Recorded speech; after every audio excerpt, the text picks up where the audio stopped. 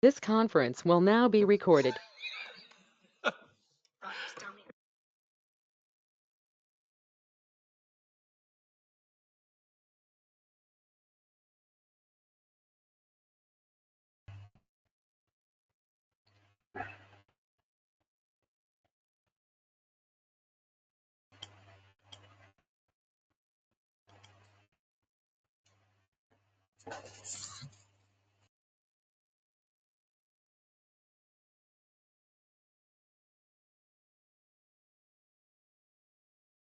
All right. I don't think we're going to have too long a meeting today, but in the interest of respecting everyone's time, let's get started. So roll call, please. Kendall for Region 12 Flood Planning Group. Thank you. Ryan Yonta. I see you online. I'm going to count you. Dave Wegman. Here. Thank you. Derek Bays. Here. Thank you. Juan Sandoval. Here. Thank you, sir. Debbie Reed. Present. Thank you. Nefi Garza. Present. Thank you. Kara Tackett. Present. Thank you.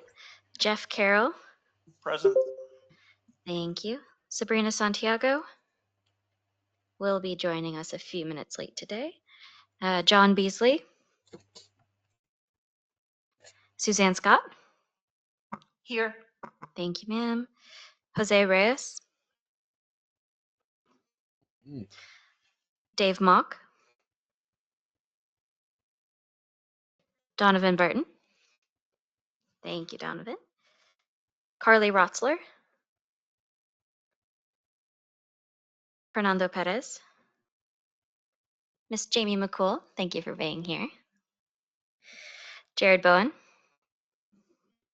Chris Robles. Tressa Olson. I see you on. Oh, there you go. Thanks, Tressa. All right, Chair, we have a quorum. All right. Thank you, Kendall. Move on to item 2, public comments. Do we have anybody signed up to speak? No, sir. No one has signed up to speak. Thank you, Kendall. Next item number 3, approval of the minutes from the previous Regional Flood Planning Group meeting, which was held on May 20th, 2025.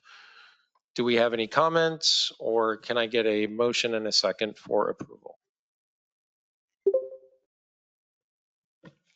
Dave Wegman, motion to approve. Nefi Garza, second. We have a motion and a second. Are there any comments about the minutes? All right. All those in favor, please say aye. Aye. Minutes are approved. Thank you. Item 4, communications from the Water Development Board. Tressa.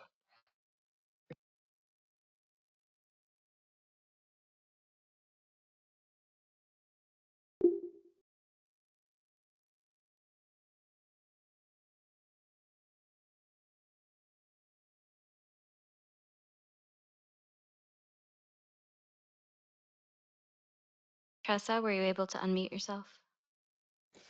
Yeah, sorry, something's going on with my internet. Okay, hi everyone. I have a few updates for today. The TWDB recently made some minor updates to both planning guidance documents C and D.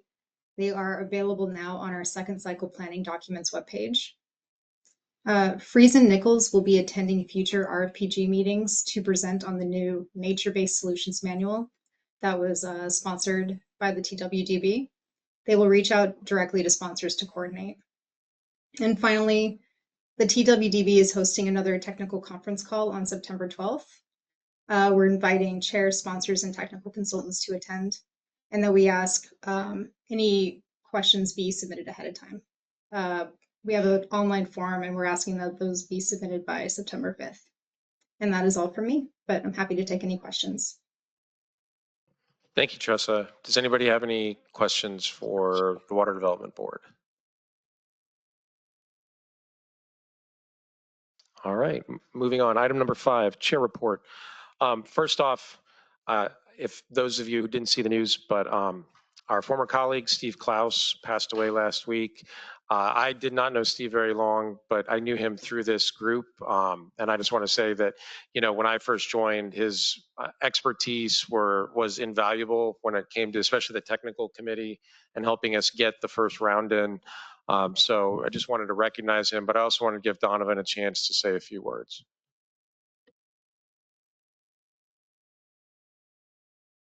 Obviously was a giant in the community. Oh, sorry. He was a giant in the community, certainly with SAWS, had just an enormous impact on particularly the wastewater treatment plant, but he really oversaw just about every operational area of SAWS. So started, I think, in 1985 and retired for the first time in 2020. That was the one thing that he was not very good at, is retirement. So he came back to work. We convinced him to come back to work. And so he just provided so much to SAWS. And again, the community, the wastewater treatment plant is named after him, not just as a memento. It's because that's where he really grew up, and and he's really the architect of what we call the environmental trifecta, being able to reutilize all the processes of the wastewater process, the biosolids, the gas from the facility, and just the recycle system. So again, one of these he had just an outsized impact on SAWS and the community. So a huge loss to all of us. He lived in Bernie. His services are Thursday afternoon in Bernie, and so we'll miss Steve big time here. I was responsible for putting him onto this committee, and then he was responsible for putting me on the committee. So That's right. we both helped in that. Anyway, that's all I wanted to say. Again, just an enormous loss for us. Steve provided so much of a steady hand beyond even his technical ability, just his personality. So we will certainly miss Steve, but he lives on. Thank you, Donovan. Couple more things I wanted to update. So the Region 12 website is recently updated, same URL, but we've refreshed it. So it looks a little bit different, added some new features just for an FYI. We got an RFI from the Water Development Board on some figures for our amended 2023 RFP, and technical team is on track to provide the updated information. The deadline is Wednesday. Is that tomorrow or next week? I forget. Tomorrow, but y'all are good. So why are you here? Get working. Just kidding. No, things are on track there. It's done already. And then probably I'll hit two items. One is that you may have seen in the news last week. Wow, it's a blur. Sarah went in front of the Bexar County Commissioner's Court. Basically, roughly 3 weeks ago, we were asked by the county, as a result of all the flooding that happened, give us what it's going to take to get Bexar County to the best in class when it comes to flood warning systems. And so the Sarah team scrambled, working with both the city and the county. So within 2 weeks, we went in front of Commissioner's Court, and we were successful in getting approved for $22 million last Tuesday for efforts in Bexar. But we fully intend on talking to not just Bexar County, but our three downstream counties, but also our surrounding counties. We have some ideas, and we'd like to look at partnering, and both in terms of how we use Sarah funds within our jurisdiction, but how can we partner outside? But we're looking at gauges, we're looking at our predictive flood model, SCADA, low water crossing gates, the whole thing. So it's been a little bit of a scramble for the team here at Sarah, but it is all coming together. No, there is no silver bullet for sure to take care of that. But I think there's a lot of ways we can work towards making our community safer and improving everything for all of us. So I just wanted to put that out there because it's in the news. And then the last item, since the board last met in May, there had been some questions that had come up from the regional flood planning group about the Water Development Board and the process on how they, to talk about the fifth program, ask about how things were decided, how things were ranked. And so Tressa is on, but I'll answer and I'll actually let Kara chime in if she wants to. But generally, the Water Development Board stated they did not prioritize or provide weight to applications from one region over the other. The fifth intended use plan chose to use the state flood plan rankings for the fifth's prioritization. The 2026 fifth may not use the same ranking and selection process, but when the intended use plan comes out in a draft, they are encouraging public comments. And I will say, broadly speaking, the Water Development Board recommended that the planning group submit public comments on future draft publications to formalize our concerns. We went through a number of different comments, or we asked questions of the group that the Water Development Board had online. The general response was submit a public comment. Submit a public comment over and over again. So I was frustrated. Tressa was on that call. I'm sure she knows that I was frustrated. It was not the answers that or the explanations that we were looking for, and I don't think they were very helpful. But that's what we got. We did also ask, why would our community participate if we're not going to see any results come out of it, especially considering we're one of the most developed regional flood planning groups in the state. And we're told we don't want communities to be discouraged, but we don't know what the legislature will do in the future, and it just depends on who applies. So, Kara, please feel free to temper my comments if you choose, or to expand upon them. For those that know me, if someone asked me to temper the comments, you should all be very, very concerned, right? You know, and so I'm going to add on to it. Now, I mean, we were frustrated. I was in an airport, Derek's off in the office, Kendall was on. We just kind of, and I don't think it's that staff is able, they're following the guidance. I think our takeaway was we should, one, be actively commenting on the next round of, you know, documents that come out, processes, procedures, but more importantly, we should probably be proactive. We should probably put together a list of items like the fact that regionalization or regional distribution of some level of funding is not even part of the criteria today, and maybe should be. And that we should come up with kind of a list of things that we see or concerns that, and proactively meet with Water Development Board members. You know, we've got a lot of change there. It's an opportunity.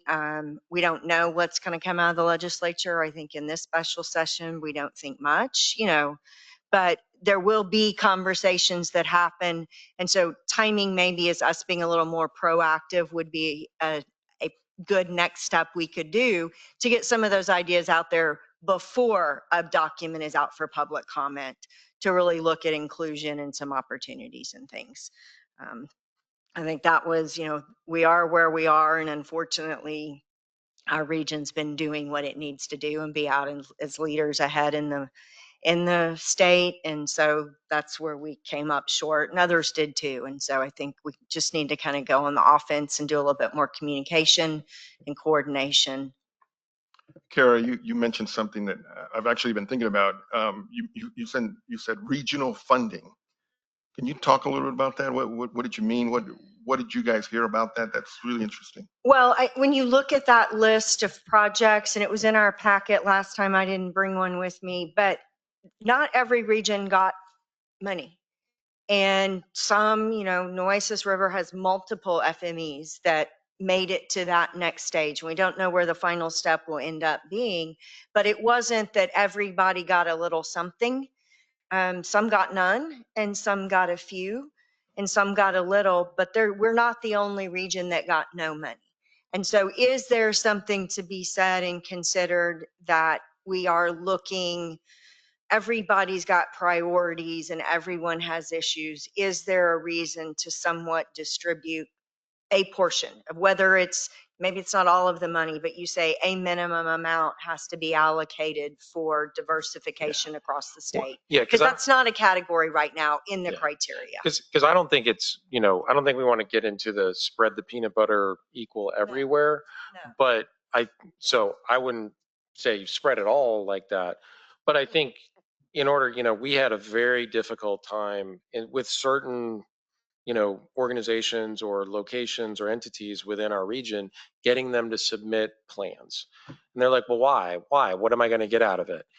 And we did get support. We did get, most things submitted, but this did not help. And I was, I think, pretty clear in expressing that feeling to the Water Development Board. Like, it's not they're saying you need to spread it equally everywhere, because needs are different, urban and rural, which I think should also be looked at, because those needs are radically different. But that there has to be an acknowledgement that if there is no visible, you know, um, tangible thing that comes from somebody submitting, or at least somebody within the basin submitting, people are going to lose interest, and it will become harder and harder to get them to submit every time, or they'll pencil whip it just to be like, fine, get off my back.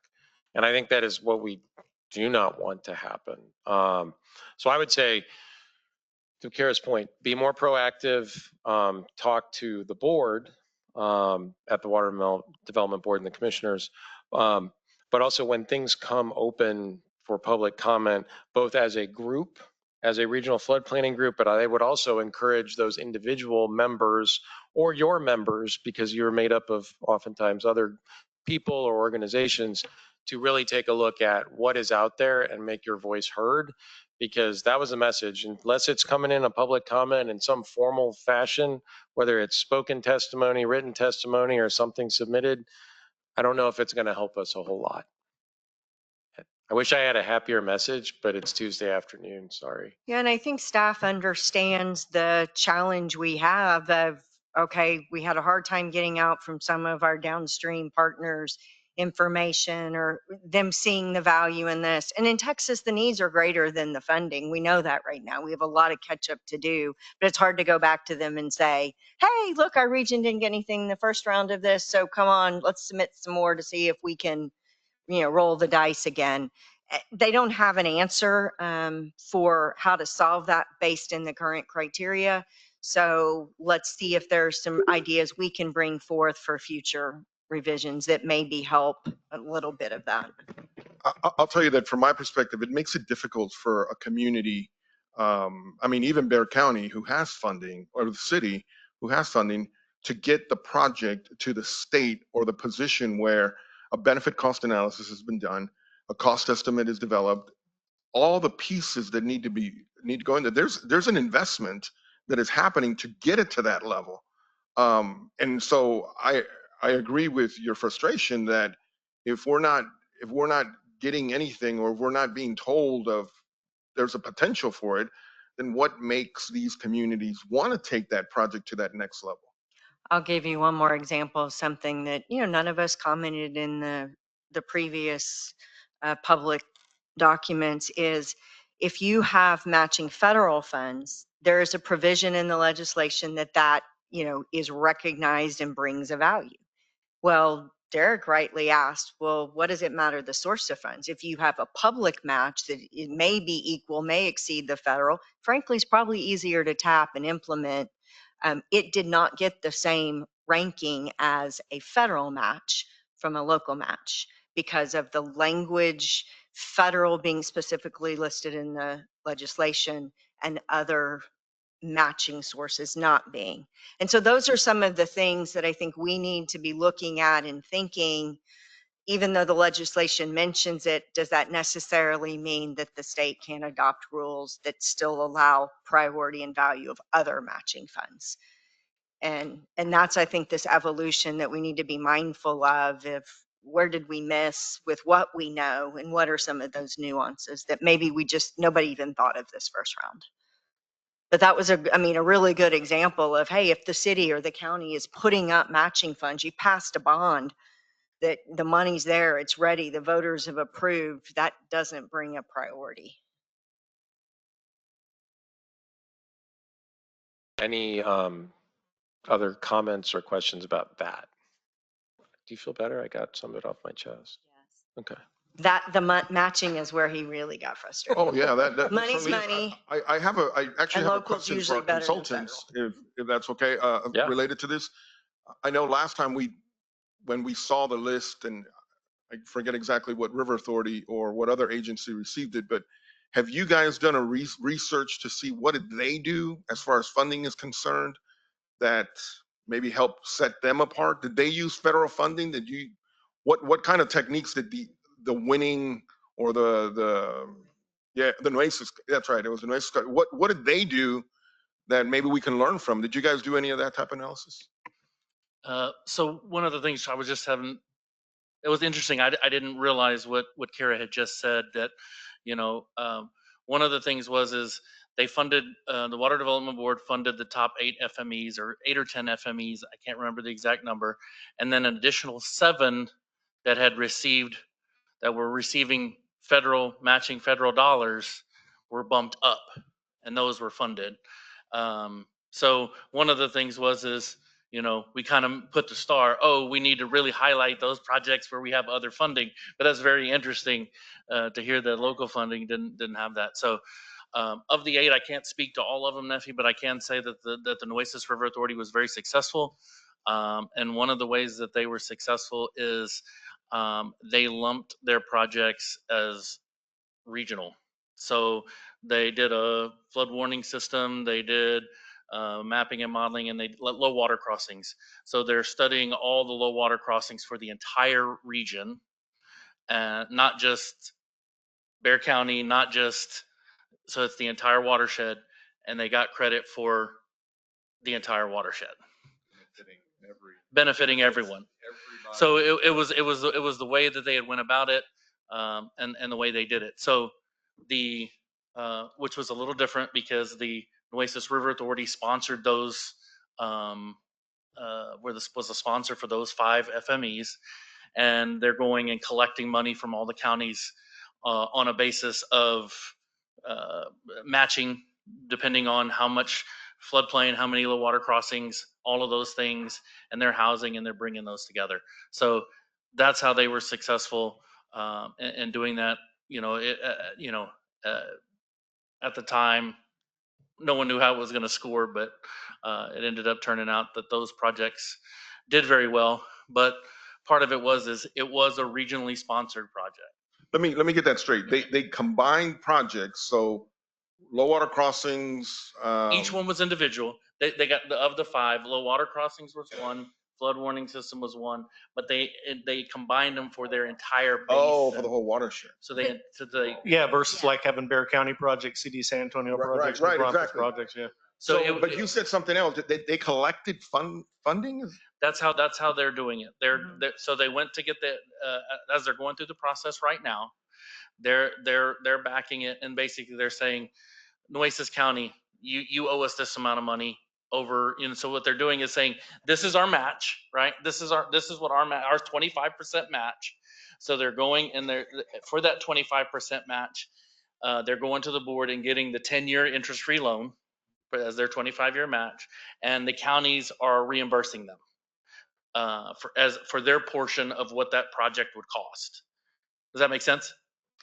But I think it should work right, in it the does. opposite though too, because let's just use Bear County as an example, and of course now the new investment on the low water crossing program. So we had some additional low water crossings, I think, that we had put in correct for funding, and it seems to me that there should be credit for the previous investment.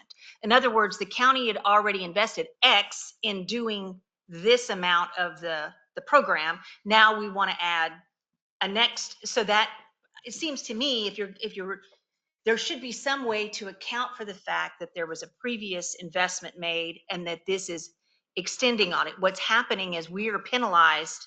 We've been penalized for the fact that we are ahead and have made so much investment already. Somehow that needs to be calculated in to the fact that communities that are making investments, that are doing the right thing, should be praised for that or rewarded for that, not penalized for that. People will be adding that to the list because that's exactly right. I mean, and some of what you said was almost verbatim what Kara and I said on that call. Because It feels so like much, we're yeah. being penalized for our community being proactive 20 plus years ago to make those investments. And now, and I was pretty frank. I was like, look, if you're just going to fund everybody else until they catch up, then just tell us. You know, I mean, just if that's the ground rule, like you're getting Oasis to some base level because they have not made investments over time and now they are, fine. So then just tell us, I don't agree with it, but just tell us and then we know the playing field. I was assured that that was not the case, but I'm telling them it sure feels that way. I mean, it's all the mapping and the modeling and all the Yep. investment that's been made. Correct. All right. We're going to move on. Dave. I mean, oh, it you may wanna be make an one item. more? No, it just may be an item for the technical committee. I mean, we don't have the outreach right now, but an added of just what are some of those items that we would want to be discussions with the board on the commissioners of, hey, as we move forward to future waves and comments and processes, that would be valuable. And please, yeah, I would say bring them to the technical committee or just send them to Kendall and she can help compile them into, you know, sort of a running list. Yeah, please note that we are having conversations right now with Dave, the city, and we're talking about, we're part of the thing we're going to be talking about is having more regional projects. Maybe instead of having Dave's top 10 low water crossings, we have the region's top 10 low water crossings and find a sponsor who will, you know, whether, you know, talking to Dave, whether it's him, another county, whoever, the city, finding a way to do larger master plans, larger studies from it. And remember, right now we're talking about FMEs. FMPs have its own, right? There were 2 FMPs chosen, so we're talking FMEs. Both in Dallas, Fort Worth. I didn't want to get him started on that, but anyway, so we are talking FMEs. I don't want, because that's a whole other obstacle in itself. But we are looking on how we can take advantage of the regional approach. So. Got it. Thanks, Ron. We invented the regional approach here. Hello. There is a state flood planning process. We did it here first. All right, item number 6 is committee reports. Dave with the technical committee. Thank you. It's interesting that a lot of the discussions we were having at the technical committee level overlaps pretty effectively with some of the discussions that we just had. One of the things that was discussed quite at length in the last couple of technical committee meetings we had was what actually defines a floodplain for the purposes of scoring projects. And the scoring of projects hasn't been extraordinarily transparent, and it's been kind of a guessing game for us when we're putting projects forward. And so we had a discussion of the Water Development Board is utilizing something called Fathom data to approximate floodplains in largely rural areas, the accuracy of which is somewhat suspect and maybe somewhat inflated. So some of the discussion we were having, does that make the projects in the areas that are using that Fathom data, will that artificially score them higher than projects that we're submitting from our Region 12, because we have advanced modeling over almost our entire area. I think we had a consensus from a technical group that regardless of the efficacy of scoring projects using that Fathom data, we felt as the technical subcommittee and engineers that we need to stick with the best available data for defining our floodplains moving forward. But there was a lot of discussion of just exactly what y'all were talking about at the executive level with the Water Development Board about how do you win projects. Because right now it's just kind of mud on the wall. We're kind of learning as we go. Being penalized for being proactive, as y'all mentioned. I guess we're gonna have to figure that out moving forward. Another big topic of discussion that we had, and it took up pretty much our entire last technical committee meeting, which was the goal setting. When we had our first 5-year swing at the plate on our regional flood plan, we were tasked with putting forth a set of goals, aspirational goals, for what we expected to come from this effort. Upon review of those goals, it became apparent that a lot of them didn't have metrics that were easily trackable, so there was no way to do reporting on these things.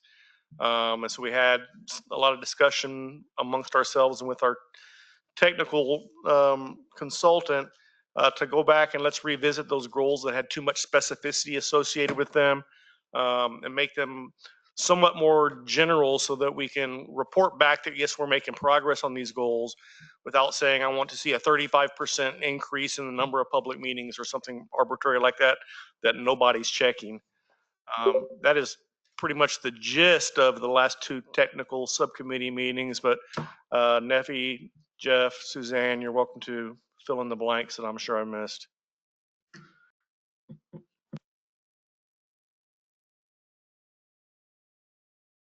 Okay, if there's no questions. All right. Thanks, Dave. Yeah, Debbie. So as you're moving forward with the goals and developing metrics, again, who's keeping the data on that? Because how do you do metrics without a data keeper?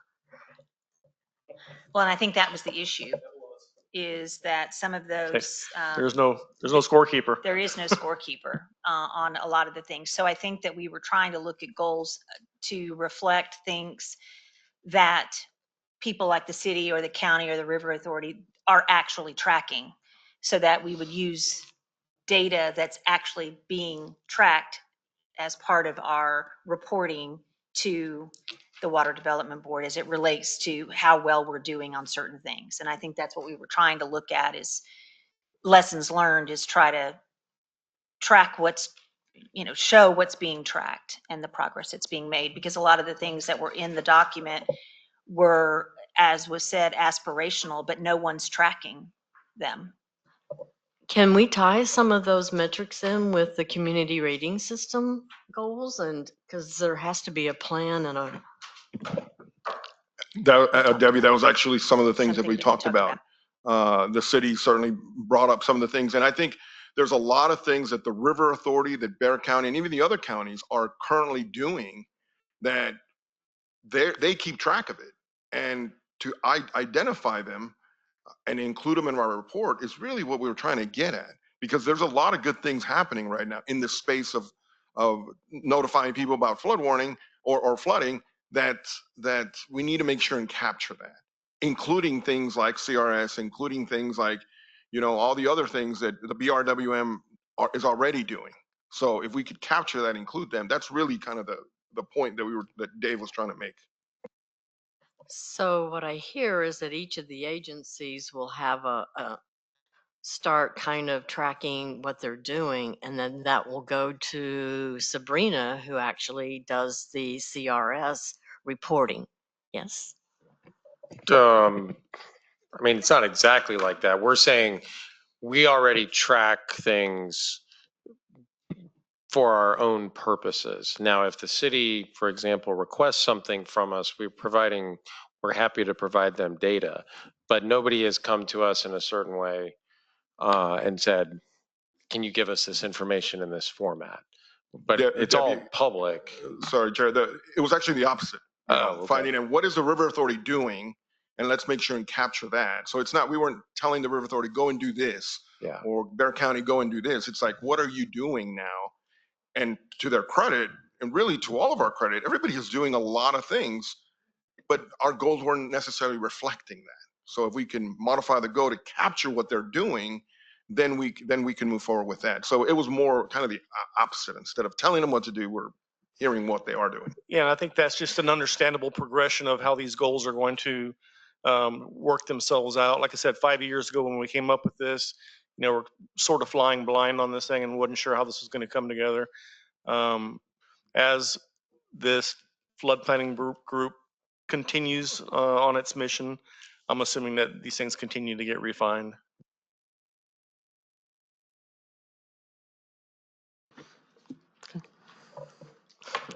And so we'll have a list of what you're already doing so that. Yeah. I mean, it's all, yeah. And Okay. then they will take it to do whatever is needed to be And then done. that list would be sent out to, I guess, the county and to the city Yeah. so they can add their input. Got it. Yeah. Sounds great. As a reminder, after the technical committee works on the goals, they will come to the planning group.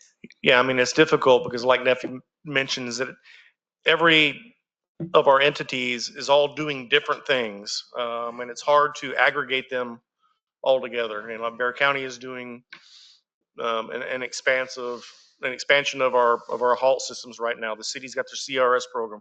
Sarah's got all the O&M that they do in the floodplains. So we're all doing different things. And so if we kind of tailor our goals to what it is that we're doing. All right. Item number 7, technical consultant, work and schedule.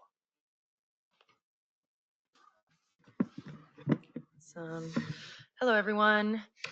So we've got 2 updates for you guys. The first one being on outreach. So we have completed our phase 1 of outreach.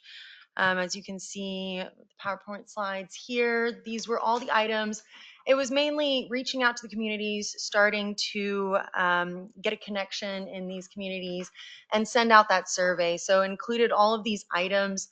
Some of these items we'll still be collecting on here in this phase 2, which will expand throughout next year as we're developing the plan.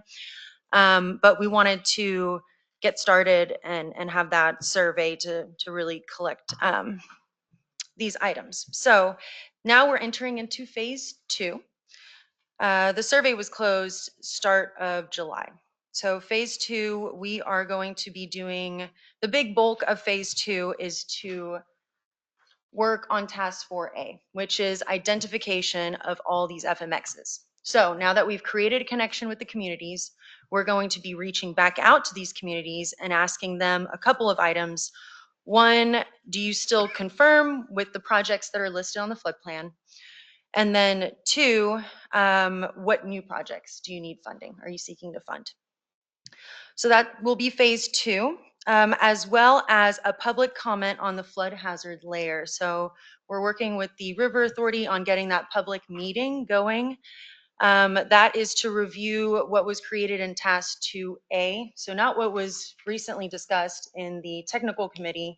That was on the future floodplains, but this is on the existing floodplains. So it is one of the requirements by the Texas Water Development Board to have comments on these floodplains.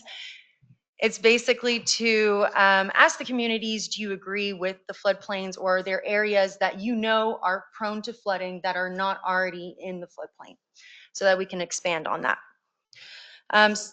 Question about that? Yes. Because y'all are in this process right now, right? You're still in the review process of the new floodplains that are now best available data. They haven't been adopted yet, is that right? So will you be showing them the ones that aren't adopted yet? That's right. We shared all the Atlas 14 updated floodplains. So those would be the ones that we're getting the comments on, even though they're not the official floodplains. Is that right? That's correct. Yes, Okay, because they're the best available data. Good, great. And Thank it's not, it doesn't have to be a regulatory floodplain. It perfect. doesn't have to be approved by FEMA just yet. So Okay, best good. available data is Perfect. the requirement to build these Great. floodplains. Thank you. Yeah. Because that would be And then- super confusing. And as most of you know, the public comment typically is going to be, hey, my backyard's flooding, but we will sort through those. We didn't get a lot of participation last year. We're not hearing a lot from other regions as far as public comments, but as Ludovine goes forward, we're doing a lot better with public outreach for the entities, so we're excited about that. Well, and it may be different because of the recent events of this summer in our True. general region. And so there may be more interest, which unfortunately I think would be good to get more interest and more comment, even though it's due to an unfortunate multiple events. Yeah, and just I thought something that was to go along with that, Derek, something that Ludovine brought to our attention is one of the things that wasn't included previously as we're collecting all of this infrastructure data and flood hazard data was all of the campgrounds and RV parks and everything. And so all of that data is now coming to the top of the list too to be identified. So we're using our lessons learned, unfortunately, but all of that is being included in this go round. So all of the parks, their parks, other parks, that way they can be prioritized as well too as we look through this. Yeah. Chair, a quick question for Ron.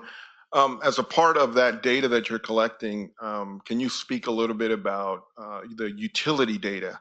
I've always felt that our master plans aren't really complete until we have a better understanding of CPS, SAWS, and other smaller utilities as they're related to the floodplains and to the flood risk. Is that data that you're also collecting, or are you struggling with gaining some of that information? No, we've we've been able to reach out to all the communities. We have a lot of the things that are in the floodplain. Some of the things are a little sensitive, right? We can't show everything on a map, and you know, we've talked to Donovan. Donovan's like, hey, we can't just turn it over everything over to you because there are, some of these things we don't want just the public to have, and so we're working with them, getting the information out for their projects and things like that. But so we're working with them on an as needed basis if we don't have them. But yes, we do have most of the working with the cities and communities to figure out which one of their facilities are inundated. They're pretty, and that's kind of what it is. It's like, hey, show us the map. Here are the ones that we're having issues with, and going from there. And so we're not getting the whole mass necessarily from everybody, but those that are impacted, we're getting. So. Yeah. And that was part of phase 1 outreach, was discussing infrastructure and infrastructure needs and which ones are deficient and non-functional. So we did collect some information on that. Hey, Nepi, so same thing with CPS, we can't just really give them all the electrical system, right? So I think they did reach out to me, but yeah, we have sensitive information. Just because I think that's really gonna set the master plan apart. If we're able to at least, maybe not with all that detail, but have enough information that utilities are a part of it. I mean, if you think of some of the major flood events that have occurred, specifically like in Houston, where their wastewater treatment plants, were about to fail because they were almost completely inundated. If we have a similar situation, or if there's something like that with power poles, transformers, or that becomes a serious issue that I think we have to figure out how to capture that as a part of the regionalness of our studies. And I'll just say that absolutely you're right, and we looked through, and I think one of the questions was, what are your critical infrastructure versus all of your infrastructure, and you got to narrow it down some of those. Some of it also is just within SAWS or within CPS or within whatever the entity is, knowing what some of the issues may be. So we were able to provide a little bit of information of some of those key facilities, and particularly ones where we know that we've had some flooding issues. Whether or not they're capable of becoming a project and all of that is sort of next level. But I think we were able to identify some areas that could be improved, some projects that are probably in the future, in the near future, in fact, and we're able to share some of that data on the map with them. It's just highly sensitive. There are all sorts of laws in terms of critical infrastructure, keeping it within SAWS or within appropriate entities. And so, but I think we were able to share enough that it gets into really the flooding side of it. And that brings up another point on the second phase of outreach as we're starting to collect projects. Another item that we are discussing is, if you don't have a project yet created, we do have, if you want to at least have an FME, which is a study for a potential project. In the regional flood plan, we already have this. We've got a cost estimate developed. So really, you would just need the boundary, the description, the name, and then that cost estimate. And so that's another item that we'll be asking communities is even if you don't have a project yet, what would you like to see happen? What kind of study would you like to capture all those needs? And then the last item is since the technical group as well as the Texas Water Development Board, this round, we are going to be performing FMEs. So as we're reaching out to communities, we want to know what their highest priority is in getting an FME done. We can't guarantee that we will do all the FMEs that they rank, but we would like to know to the communities, what are their biggest needs? All right, and then the second page, it shows all of the communities that we have involvement with, and we have inter-regional agreements with Region 11 and 13 so that we don't have the outreach fatigue. And so these are some of the communities that have responded to them that we have split between our regions. So if there's any projects that come up that fall in Region 12, they will send us that information. They'll be like, all right, this one's for you guys. But they'll be handling the majority of the communications with that community. So we have 45 participating right now. In municipalities and counties in this basin, we have 65. So this 45, it does include some river authorities, and I see CPS and SAWS.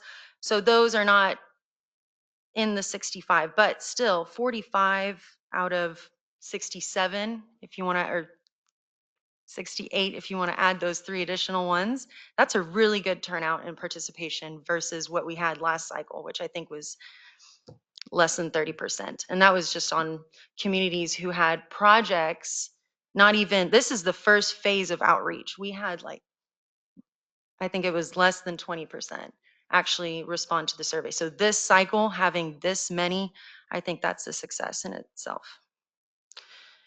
And so moving on into phase 2, continuing our coordination efforts with these communities. So if there is a community that you are aware of that you have a connection with that is not listed on here, please let us know if you have a contact for them, because we are starting that phase 2, which I'd say is the biggest part of this regional flood plan, is getting these projects funded. Neffy, please note second column, 4th city down. Thank you. I don't see San Antonio water system on that list, Donovan. Oh, no. They have. Yeah, we've I'm sorry about that. Donovan, you can hit me after this is over. If we were the city of San Antonio, so No. call the city of San Antonio. No. Yeah, CPS gets a call out, but not SAWS, right? Yeah. There you go. We'll handwrite that in. Yes, we did. No, this We'll list put was Bear Met on there, Donovan. How about that? Ouch. all right. You could temper her comments. Good luck. Good luck, Donovan. Good luck.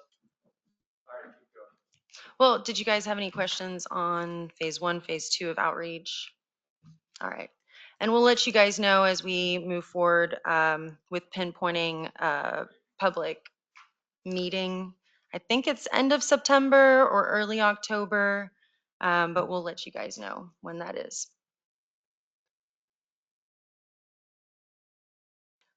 All right, so no questions. Let's move on to the second item, which is on flood management practices. This falls under task 3A in the scope. And I have on the first slide just examples of flood management practices and infrastructure protection standards. This is what helps prevent populations and structures and infrastructure from being flooded, is putting these practices, these standards in place. Usually a floodplain administrator controls this. And cities and counties have ordinances. So this is just examples of what is in Texas. It's in the guidelines.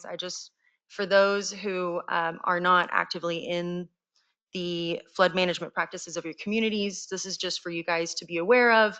general ones that are shown.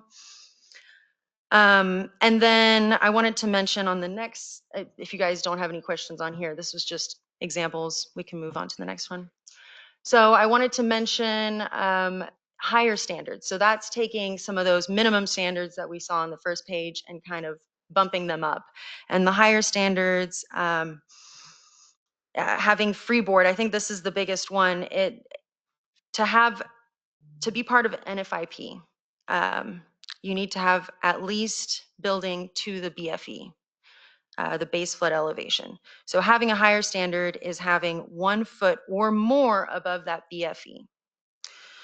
Or new development performs detailed studies, stormwater detention, fill restrictions, limitations on criteria variance within designated floodways, local floodplain, identified risk outside of FEMA flood zones, drainage way protection zones, ultimate development design criteria. So we're fortunate enough to have here in the state of Texas, the Texas Flood Management Association. They have a survey that goes out to all the communities to ask them what their higher standards are. And so the Texas Water Development Board got that information from that group. So we were able to develop our Table 6, which you guys have that as another handout. So this is a requirement for that task 3A. And so it's created a couple different, using a couple different data sets, FEMA for the NFIP and CRS. You have higher standards, that is through the TFMA, or if communities have responded to our survey saying, yes, we do have higher standards. Those are the ones that the data that we use to create this table. And so this is for counties and cities. And then, yep, go ahead. I think of a special note, I think this question has come up. Please note that there's only 2 communities that are not part of the NFIP. Those communities are the city of Nordheim and Sandy Oaks, neither of which have a mapped floodplain. They're both on top of a hill. So I can under that, so they're not part of the NFIP. So as a region, again, we're ahead of the curve, I think. Thank you. So this table, again, was created through those various data sets. The goal of this task, and it'll be in a couple slides, but it's basically what does the region want to set as a standard for communities to either adopt or recommend. So keep these in mind, and we'll get to that slide later. But I did want to break down this table 6 because there's 2 other columns that are of note. So next slide. Oh, the slide before. Yep, so it's level of floodplain management practices and then floodplain regulation level of enforcement. So we talked about this last regional flood planning group meeting. This management practices, the way that your community is either strong, moderate, low is if you meet this criteria, which is set based on the NFIP, the higher standards, or CRS. And so that's how this table was developed. And then on the floodplain regulation level of enforcement, this one was a little harder to verify based on data that we've collected. So we had to rely on communities and them responding to the survey. As well as if you are a CRS participant, you have at least a moderate, we can guarantee that you have at least a moderate level of enforcement. And then on the right side of this page is out of the 65 flood regulatory entities, there are 2 that have no regulations. So those are the 2 that are not NFIP participants that we just mentioned. 25 require freeboard less than 1 foot above the BFE. So that means that they are not meeting those higher standards. They're meeting the bare minimum. And then there's 2 that have no freeboard requirements. Of course, those are the same that don't have any regulations. And then 22 have low management practices. So if you look again on the left side of this page, low means minimum NFIP standards. They're meeting the minimum. And then 28 have low or no regulation of level of enforcement. So that would be either, I mean, this column is a little more difficult to, again, use the data to populate. So we have to rely on the communities. So that's a breakdown of our table 6. And I wanted to compare from cycle 1 to cycle 2, which is on our next slide. But before moving on, did you guys have any questions on this? Yeah, I had a kind of a question and a comment, I guess, since we're talking about regulatory environment on flood standards in light of the loss of life that we had on the Bottle Creek last month. Has there been any thought to incorporating any TxDOT regulations in here? So, yeah, you want to handle that? No, the answer. Yeah, Dave, we'd love to get TxDOT to the table and find out, how we can, what they'll adhere to. But just not sure.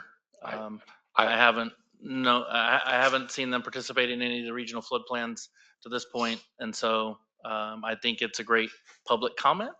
Well, I would just say, and Yasmin, please add, but I know that Yasmin and Aaron have had some success in, opening discussions with the regional office here after Vital Creek and seeing how things could, improve.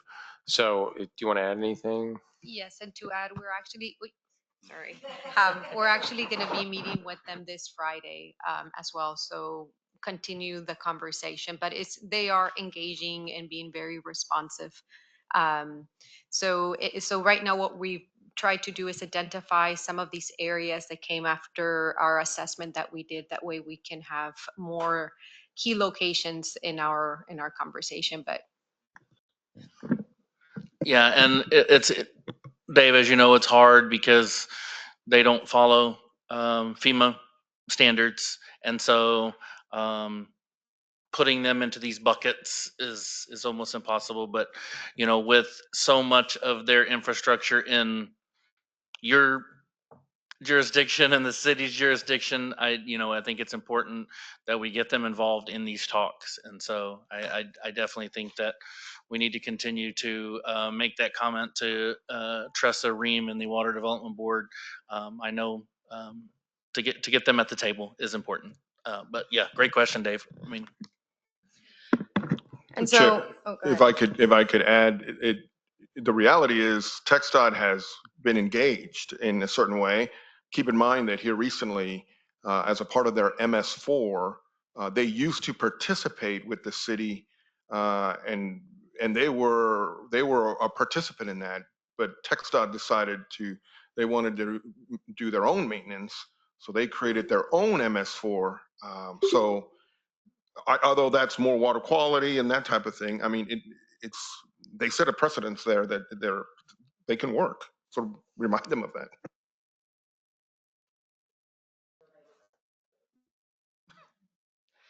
Yeah, and so table 6 is for entities that have flood regulatory authority.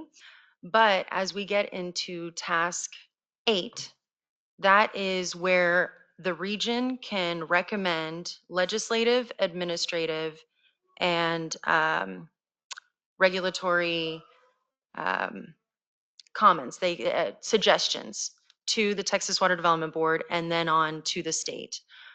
So at that point, and we already have recommended that TxDOT be more involved. There's a big portion, if you go to chapter 8 in the regional flood plan from 2023, discussion about TxDOT and its involvement and increasing its standards.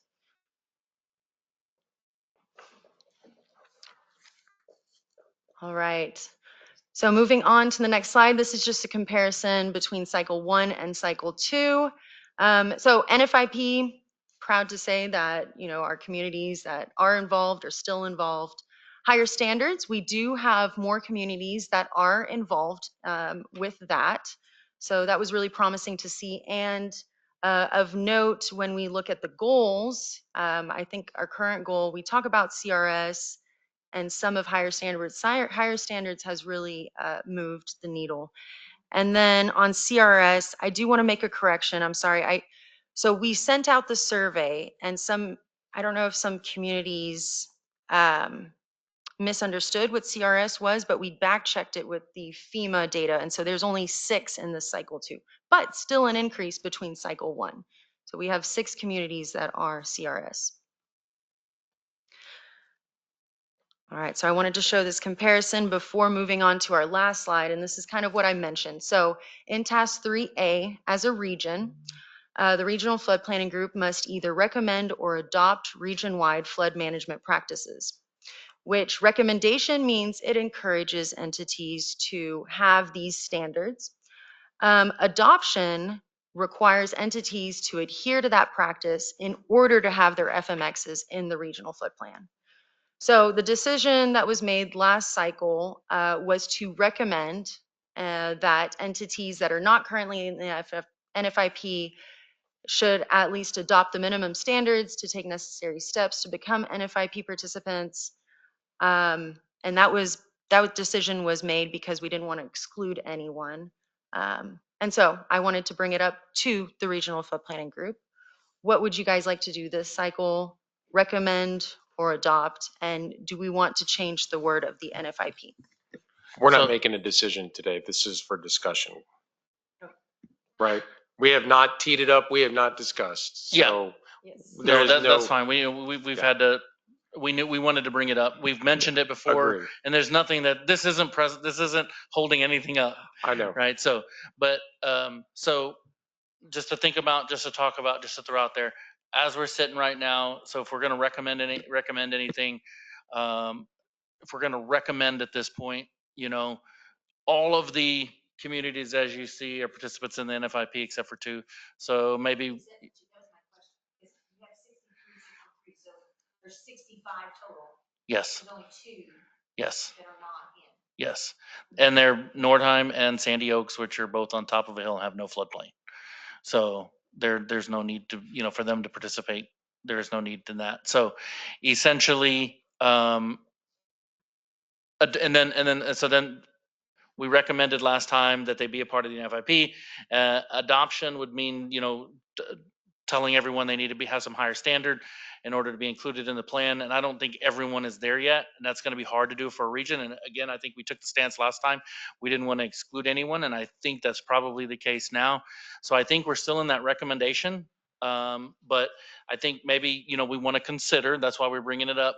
Should we consider some sort of, we recommend that communities have higher standards, right? And I think that's a good stance in light of everything that's happened and then the way it's going. And as you can see, everyone's increasing. It doesn't exclude anyone, doesn't do anything, but it basically is the now that we know everyone's kind of at that minimum, let's take it to the next level. And so we're kind of encouraging that to be a higher standard.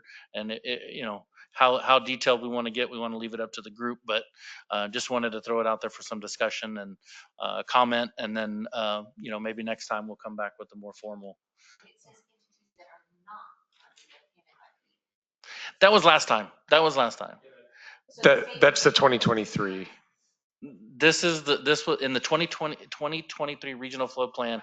Our planning group recommended that entities not currently in the NFIP to get there. And that was, and we didn't know, we didn't have the full list last time of who was not in, right? That was more of a, we were able to, this was something, now that we got all the TFMA data and all of that, we were able to say, I think that was, Suzanne was hey, that was kind of a cover, right? Like you need to at least meet the minimum standards, because if people aren't meeting the minimum standards, I think we all agree maybe we shouldn't let them include FMXs. But if everyone isn't meeting the minimum standards, then I don't know if there's, make a recommendation. I don't know if we're all the way there for an adoption yet. So I don't know if there was any questions or comments at this point. In regards to taking this back to the planning group, it would really only be if you guys feel the need to move from a recommendation to an adoption.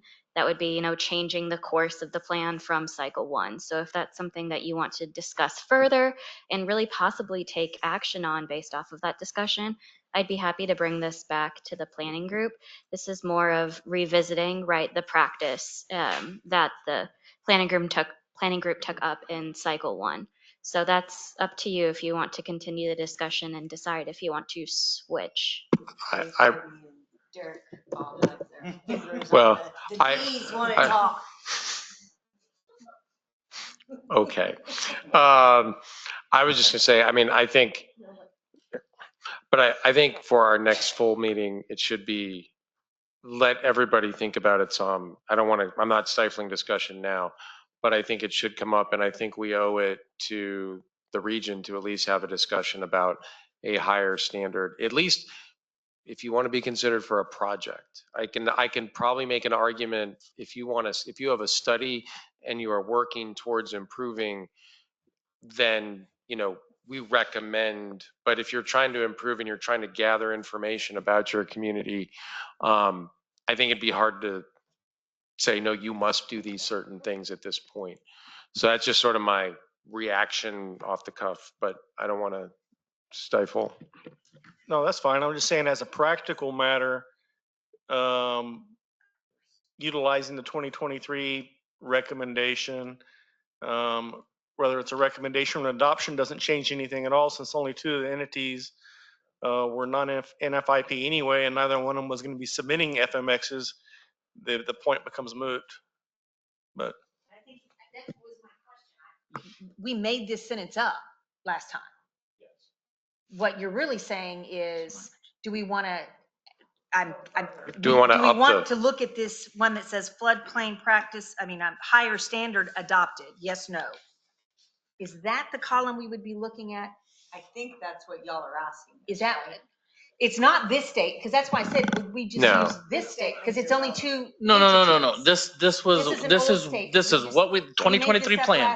Yes. Yeah. Ron, just hide that slide. It's causing the confusion. Question that would be in front of us is the higher standard, the column that is 3rd from the right. Mm-hmm. 4th from the right. Higher standards adopted, yes, no. Correct.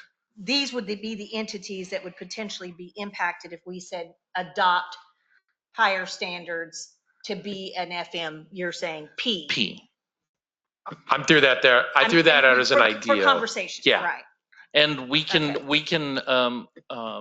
we'll go through and look and see of the entities that have provided FMPs to this point, which ones don't have higher standards. That way you can kind of get a feel for that.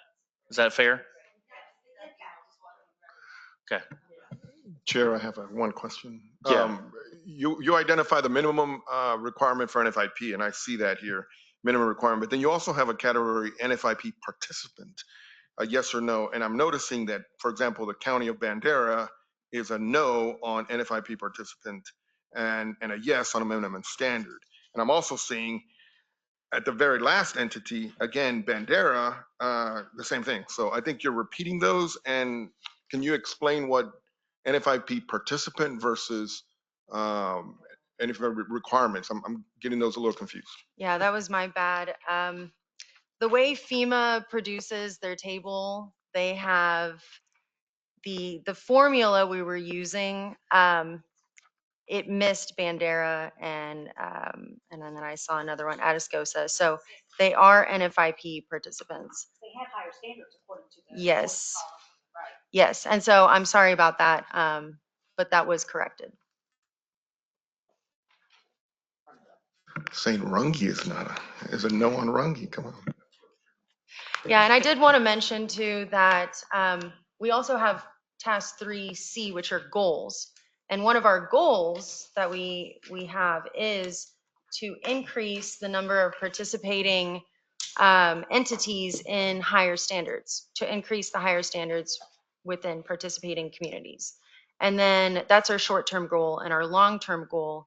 And so short-term is 10 years, long-term is 30 years. Long-term would be to encourage participation in the CRS. So through that task, that avenue, that's where we can really try to encourage these communities to do that. This is do we want to exclude some communities from providing FMXs? Is how I'm seeing these two tasks split up. Just a question, and I don't see saws on here. Are we missing? No, it's all flat. Okay. Funny. I'll bring it up. I just want to put it somewhere else. So adoption would mean that, and I guess you've answered it, that if they don't adopt it, they just wouldn't be eligible for a project. They get, is it helpful at the Water Development Board? The scores go up or any of that? Okay. No. And so the reason that we would want to do it, if we were to want to do it, is that the right language? Yeah. What would be the reason we would want to do it? What would be a reason? I think you're trying to encourage better behavior, for lack of a better term, for people to up their game. And so if you're not eligible for state funding, if you're not included in the plan that's submitted upward. So this is a method. It's a stick. It's not a carrot, I don't really think, but it is a stick to say, if you don't adopt some level of minimum or up your game more, then you are not even eligible for, your community is not eligible for consideration for state funding, which is a pretty big stick. I mean, now, sorry, Kara made me think of this, but we're not getting anything anyway, so how much of a stick is it? But I know it's bad. But I think there's something, I don't want to discourage people, which is why I threw out the idea, is it different for an FMX versus an FMP? And maybe that's the line, because the last thing we need is to just turn communities off even more from trying to figure out how to get better. And to me, some of the hard part is there absolutely, do we want to discourage permits in a floodplain and reconstruction in a floodplain? Heck yes. Do we want to say, we need 3 feet of freeboard or, go to this? Those are two very different priorities to me. We absolutely want to create this minimum safety zone without creating reasons for communities not to participate, not to encourage. I am 100% always for, we want to recommend, we want to encourage, we want to push better floodplain management through our communities. How we do that is, I think, the big question. And, I like Derek saying, let's all go away and think about it. Because really, what is it? Are we going to discourage a community by saying you have to do that, when what we're really trying to do is bring them forward, which is really the goal? How do we do that best? I don't know. And maybe the carrot of it could be, we want you have to have adopted standards to get an FMP, but we will prioritize your project to do an FME or S, whatever it is, to identify what you need to do to get there. In other words, we'll help you. We want to encourage you to do that and provide, the region will prioritize a project for you to do that analysis or something. It would be a region-wide project for all communities to do that, Exactly. so it gets priority. That's it. So, in other words, we could try to give them a carrot and a stick, And if they don't choose to participate for a couple of years, then obviously it's not their priority as a community. Well, I would just like to, Kendall, if you would put this on our next agenda, which kind of leads to,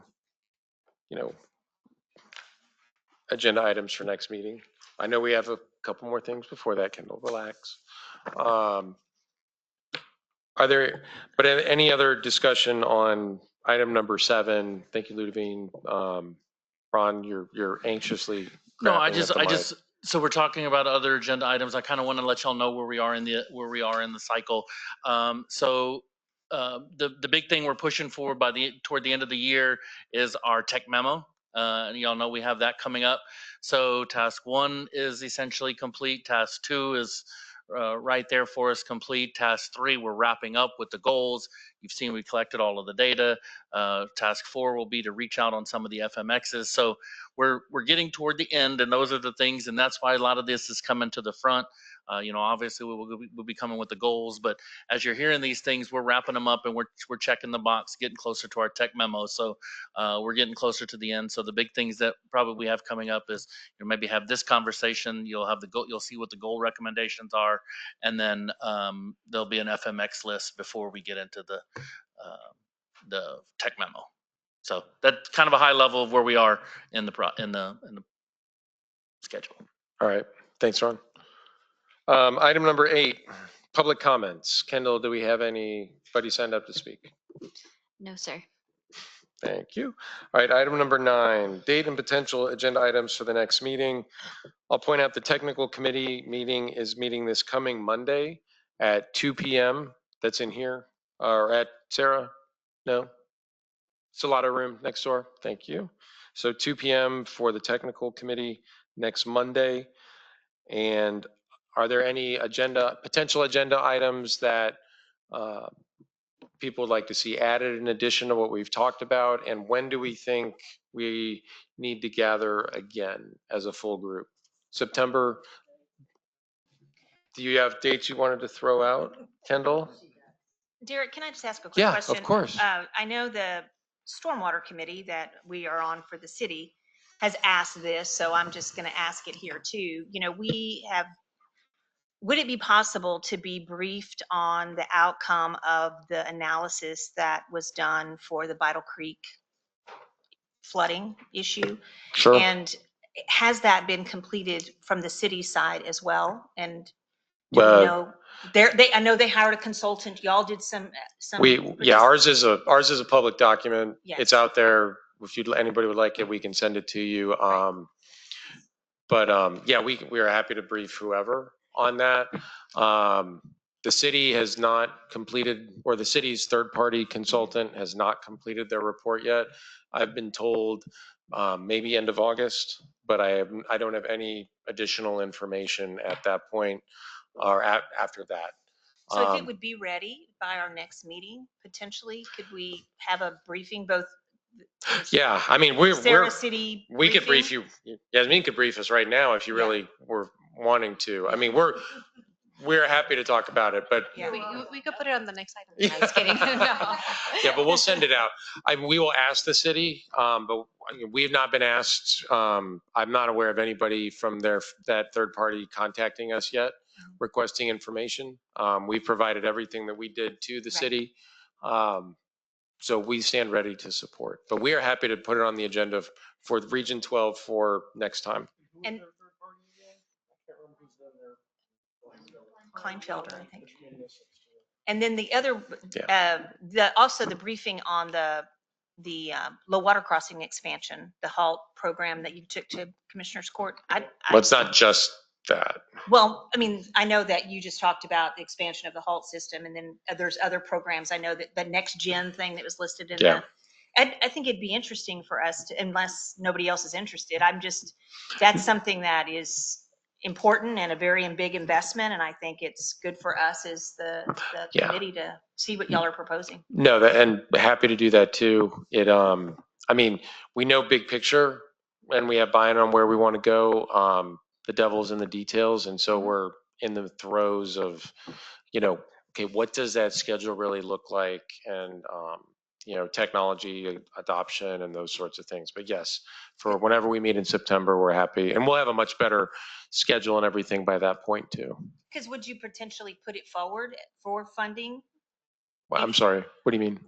If you, as you're moving through the process of getting that done, because I'm sure it's going to take some time. It will, probably a couple years when it's all said and done. So do you feel like there would be any opportunity to put it in the plan for funding? Oh, yeah. Okay. Especially what we would call the downstream counties, Wilson, Karnes, and Goliad, and then the ones surrounding Bear that are not in Sarah's jurisdiction but are part of the watershed, is what those were ones we would target. I mean, we believe that just for this part, and this isn't including any big capital projects.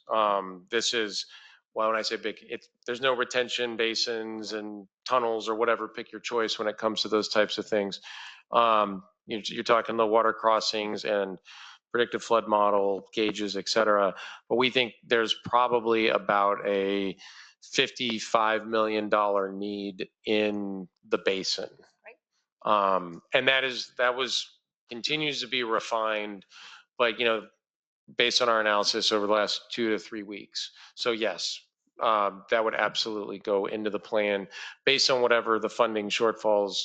Actually, we'd probably put it all in anyway. And if we're moving through it and we get money along the way, then even better.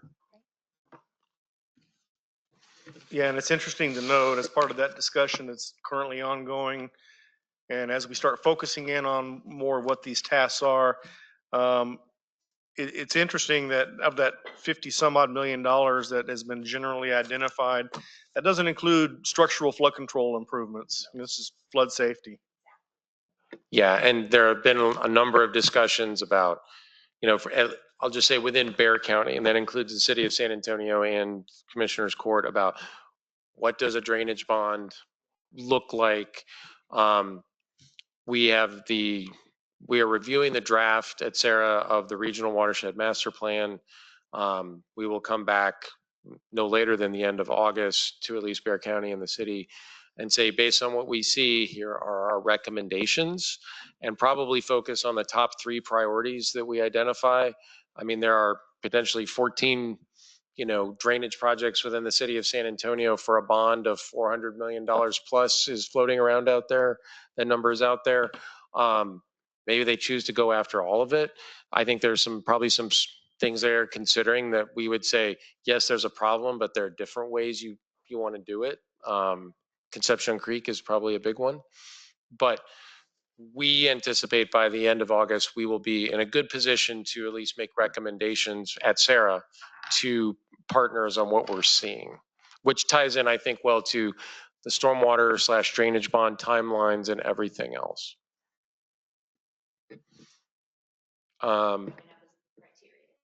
Yeah. Any other topics for our next meeting in September? I just want to echo that I'd be curious to also get an update on the timeline of the flood maps, when those will be available. And I'm talking county, watershed wise, what the timeline is, and maybe some of the differences that you're seeing that Atlas 14 has instrumented. I think that would be interesting for the group. Sounds good. All right, Kendall, do you have potential dates that we should consider? Let's look at the week of September 8th. We love afternoon meetings here. What about Tuesday the 9th or Wednesday the 10th? I know that TWCA is later that week, so want to be mindful of that.